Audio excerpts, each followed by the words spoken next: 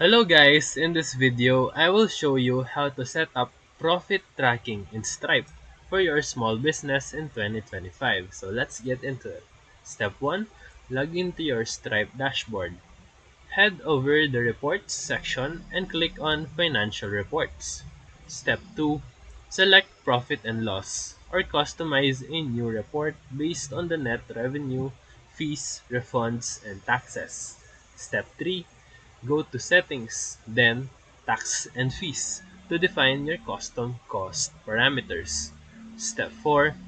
Set up cost tracking, either manually by importing spreadsheets or through integration with your accounting software such as QuickBooks or Xero. Step 5. Once configured, you can view profit tracking graphs and export the report monthly or quarterly reports. And that's it. If this video helped you, feel free to like and subscribe for more quick tutorials, reviews, and comparison videos. Thank you for watching.